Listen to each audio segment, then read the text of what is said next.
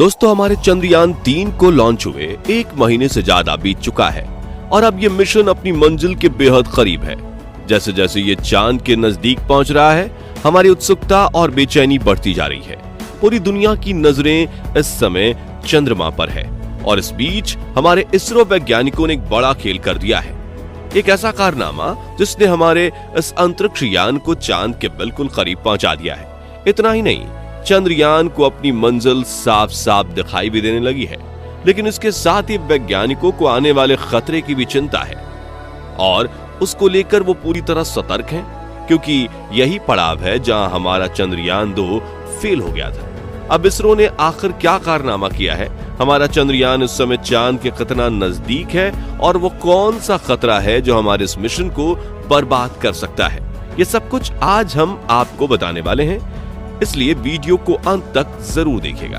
दोस्तों, 15 अगस्त 2023 को हमने अपना 77वां स्वतंत्रता दिवस मनाया था। पूरा देश आजादी के जश्न में डूबा था और लोगों का सेलिब्रेशन खत्म भी नहीं हुआ था कि तभी इसरो ने उन्हें जश्न मनाने का एक और मौका दे दिया। जी हाँ दोस्तों, हमारे चंद्रयान ने अभी अभी अपने मिशन के एक बहुत अहम पड़ाव को पार किया है। अब ये सब कैसे हुआ, चलिए इसके बारे में आपको डिटेल से बताते हैं। असल में 16 अगस्त की सुबह चंद्रयान अपनी चौथी कक्षा में चांद की सतह से करीब 1000 किलोमीटर की ऊंचाई पर उसके चक्कर काट रहा था, लेकिन सुबह में इसका यह ऑर्बिट पूरा हो रहा था और प्लान के मुताबिक इसे आगे बढ़कर चांद से 1000 किलोमीटर की दूरी को कम करके मात्र 100 किलोमीटर की दूरी पर चांद की 5वीं और आखिरी कक्षा में भेजा जाना था। हमारे इसरो के वैज्ञानिक बेंगलुरु स्थित ISRO telemetry tracking and command network ISTRAC में अपने इस पड़ाव के लिए पूरी तरह तैयार थे। हालांकि उनके दिमाग में थोड़ी टेंशन भी थी, क्योंकि ये कोई छोटा मोटा काम नहीं था, लेकिन उन्हें अपनी कैलकुलेशंस पर पूरा भरोसा था। इसी के चलते सुबह के करीब 8:39 पर वैज्ञानिकों ने एक बटन दबाया और चंद्रयान के इंजन को चालू करके उसे चांद की 100x100 किलोमीटर वाली 5वीं कक्षा में धकेल दिया।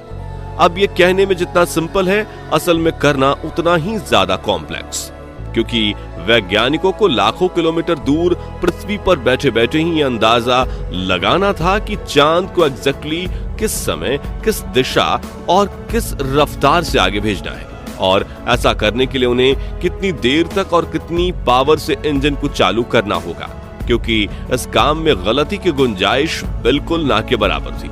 एक छोटी सी मिसकैलकुलेशन पूरे मिशन को बर्बाद और अब तक की गई सारी मेहनत पर पानी फेर सकती थी, लेकिन हमारे वैज्ञानिकों ने बिना कोई गलती किए इस काम को सफलतापूर्वक अंजाम तक पहुंचा दिया।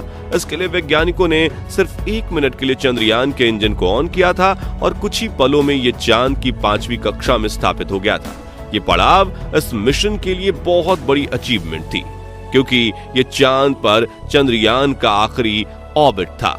यही वजह है कि इस खबर ने लोगों के आजादी के जश्न में 4 चांद लगाने का काम किया। लेकिन कहानी सिर्फ यहीं खत्म नहीं होती है, बल्कि इसके बाद चंद्रयान ने सिर्फ 24 घंटे के अंदर ही एक और ऐसा कारनामा कर डाला कि अब चांद बस 2 कदम दूर नजर आ रहा है।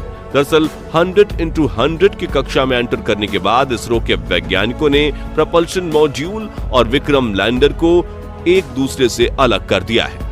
ये काम भी काफी टेक्निकल और कॉम्प्लिकेटेड था। इसके लिए वैज्ञानिकों ने बिना इसकी गति में कोई छेड़छाड़ किए इन दोनों हिस्सों को जोड़ने वाले हुक्स को खोल दिया है। अब क्योंकि लैंडर और प्रोपल्शन मॉड्यूल दोनों ही की गति एक समान थी, इसलिए हुक खोलने के बाद भी एक दूसरे से एक झटके में अलग नहीं हुए। इसको स्मूथली बिना कोई नुकसान किए अंजाम देने के लिए वैज्ञानिकों ने लैंडर की स्पीड को थोड़ा सा बूस्ट किया। अब क्योंकि हुक्स खोले हुए थे, इसलिए स्पीड बढ़ते ही लैंडर प्रोपल्शन मॉड्यूल को पीछे छोड़कर खुद आगे बढ़ गया और अब आगे का सफर लैंडर को खुद ही तय करना है।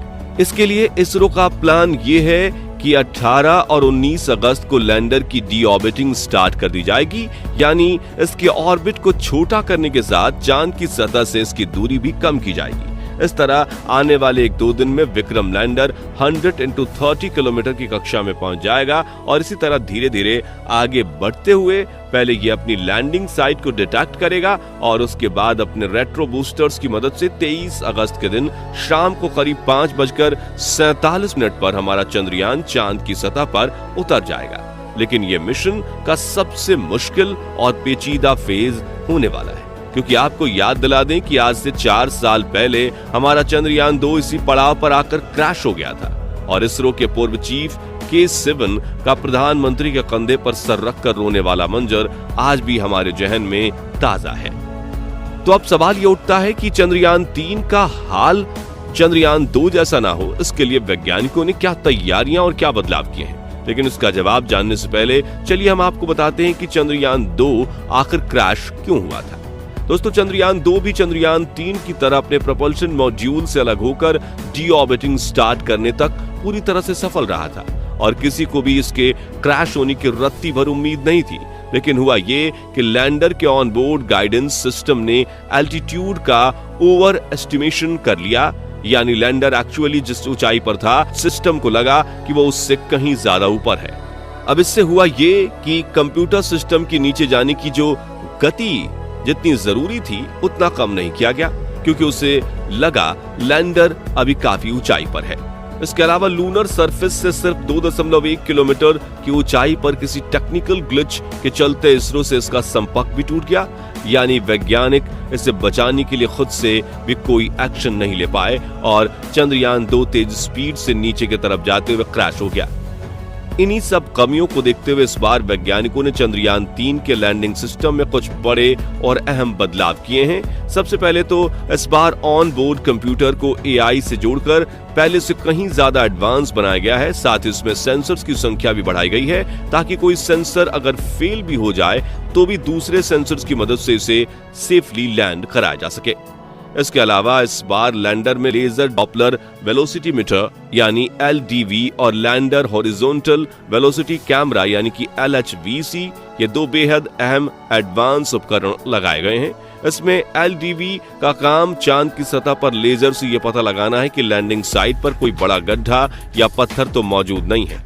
इसके अलावा LHVC का काम नीचे उतरते समय जमीन की लाइव तस्वीरें लेकर कंप्यूटर सिस्टम को भेजना है ताकि वो सही जगह का चुनाव कर सके। चंद्रयान का विक्रम लैंडर अपने साथ प्रज्ञान रोवर को ले जा रहा है।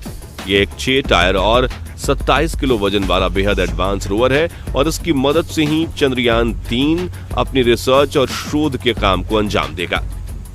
चंद्रयान 3 के लैंडर को कितना एडवांस बनाया गया है, इसका अंदाजा आप इसी से लगा सकते हैं कि अगर इसके सारे सिस्टम भी फेल हो जाएं तब भी ये सॉफ्ट लैंडिंग करने में सफल होगा, क्योंकि अभी कुछ दिन पहले इसरो के चीफ S. सोमनाथ ने एक इवेंट के दौरान ये कहा था। ये सारी चीजें और सब बातें समझने के बाद हमें इस बात का पूरा यकीन है कि 23 अगस्त के दिन शाम को करीब 5:45 बजे हमारा चंद्रयान 3 चांद के दक्षिणी ध्रुव इलाके में जरूर लैंड करेगा और हमारे भारत का झंडा सिर्फ देश विदेश ही नहीं बल्कि चांद पर भी लहराता रहेगा। वैसे आपको क्या लगता है, हमारा चंद्रयान 3 इस बार कामयाब होगा या नहीं? अपना जवाब कमेंट के माध्यम से जरूर शेयर कीजिएगा। बाकी हमारी आज की इस वीडियो में बस इतना ही। वीडियो अच्छी लगी हो तो इसे लाइक और शेयर जरूर करना और अगर आप चैनल पर नए हैं तो चैनल को सब्सक्राइब भी जरूर करें और यदि आप फेसबुक पेज पर हैं तो उसे फॉलो करना बिल्कुल ना भूलें। मिलते हैं जल्दी ही ऐसी एक और इंटरेस्टिंग वीडियो के साथ, तब तक के लिए गुड बाय।